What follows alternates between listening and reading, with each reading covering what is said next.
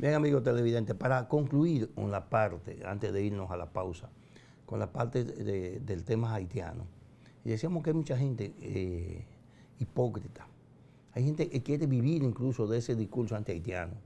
Así como hay gente que vivió y que vive del discurso en Miami, del discurso antifidelista y del discurso anticomunista. Así mismo hay gente aquí que vive de ese discurso o que pretende vivir de ese discurso.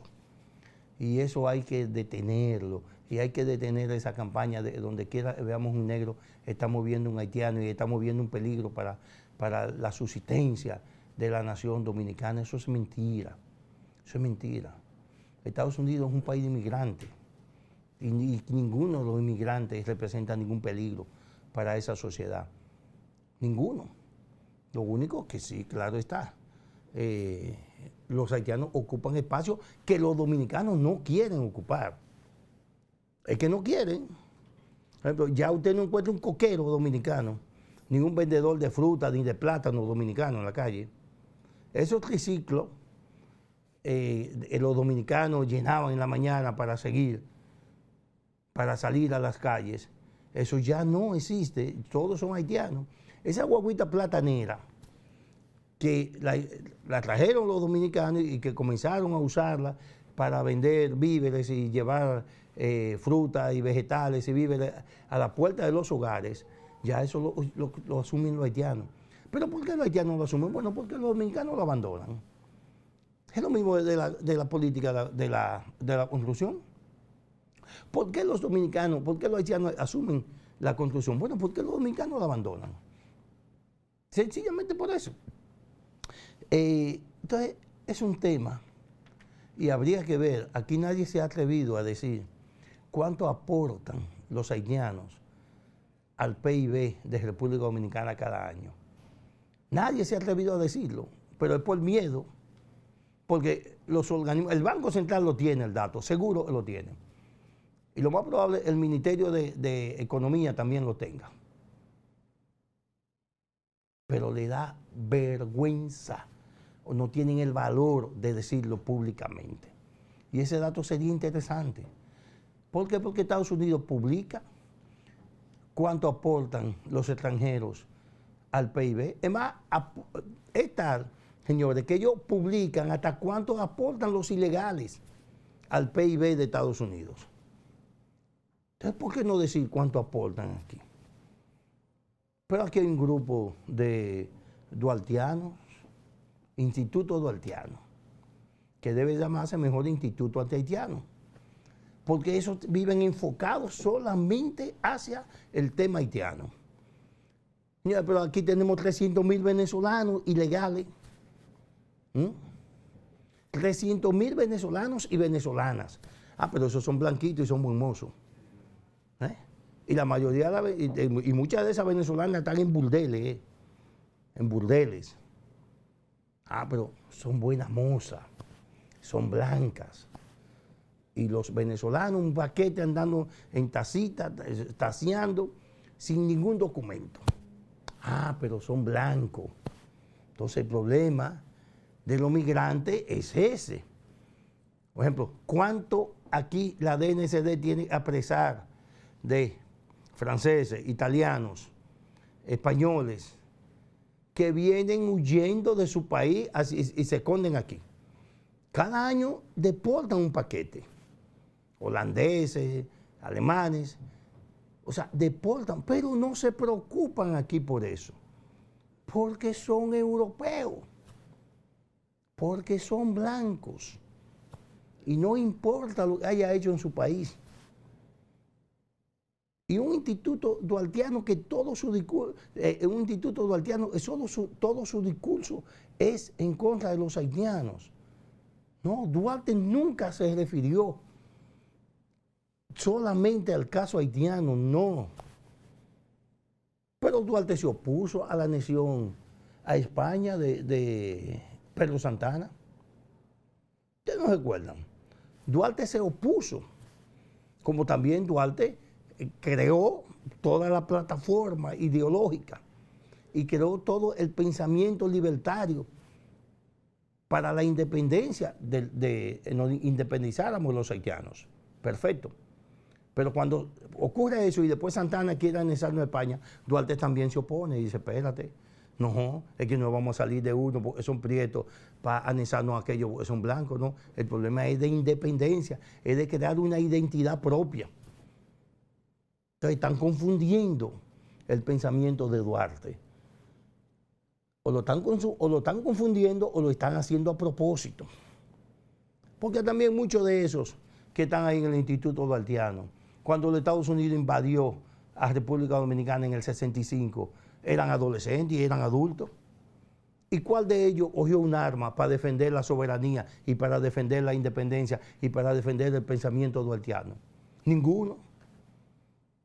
Ninguno. Es más, muchos de ellos sirvieron a empresas estadounidenses en ese momento. En ese momento. Y ahí puedo mencionar a los Vincho Castillo, que esos quieren ser los paladines de una soberanía y de una independencia que ellos mismos la mancillaron en el 65, fueron cómplices de eso. Y ahora, cuando el caso es con los haitianos, no, nosotros somos duartianos. Coño, pero no fueron duartianos cuando nos invadieron. Ahí el pensamiento de Duarte lo embaucó. Pero, bien, cerramos ese tema por hoy.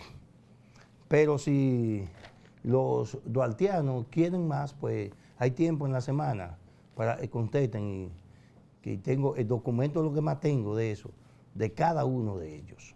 Eso es lo que más tengo, documentos, para demostrar que no son duartianos nada, ni de pensamiento ni de acción.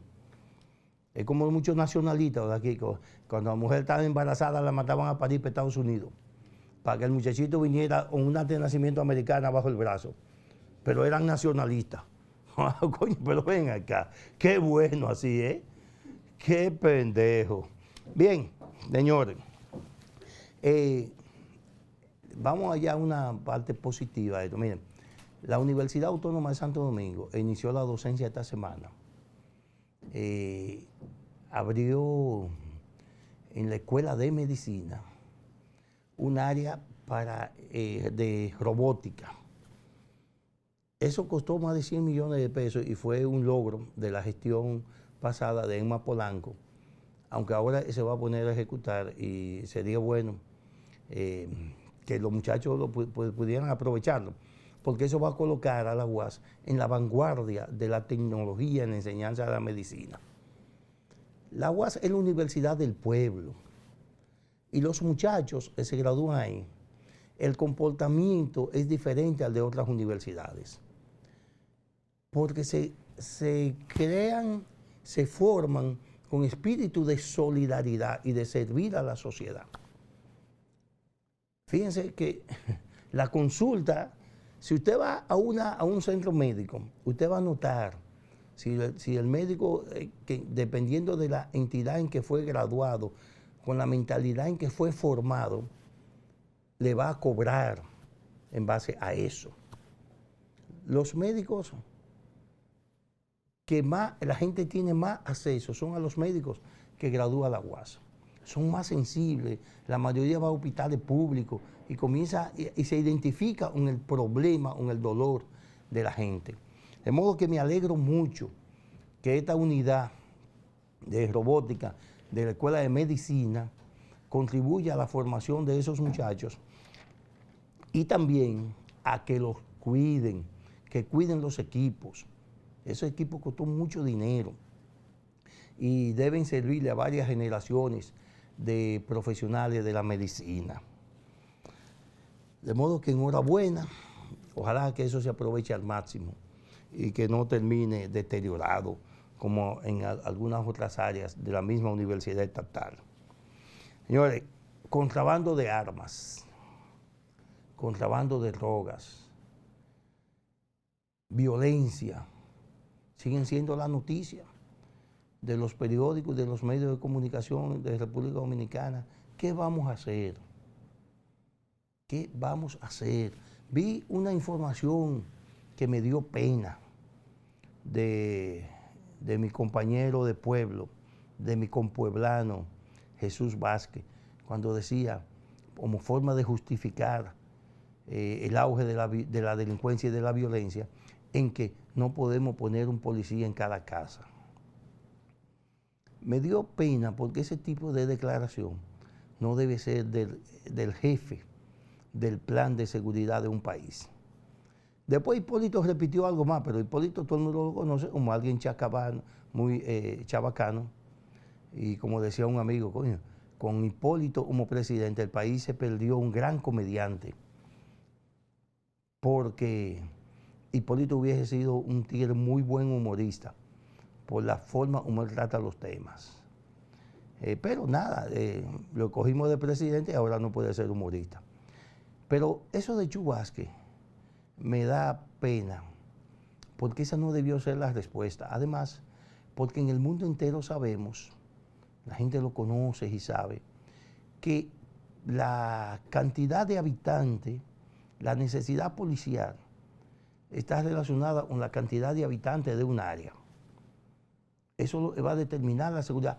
Claro, cuando usted tiene un buen plan de seguridad, entonces eso funciona así. Chu Vázquez lo sabe, porque tiene gente ahí que saben de eso y que por lo menos manejan información de cómo se hace en los otros países. Una respuesta muy pobre para un momento difícil. Fíjense, solamente el fin de semana pasado, señores, hubo más de 10 muertes violentas. La gente ha perdido la capacidad de dialogar. Ya un roce de vehículo ya no se resuelve como antes, que los conductores hasta se abrazaban. Bueno, hermano, no sé qué pasó, pero nada, vamos a resolver eso. Si no lo podemos resolver nosotros, pues vamos al seguro.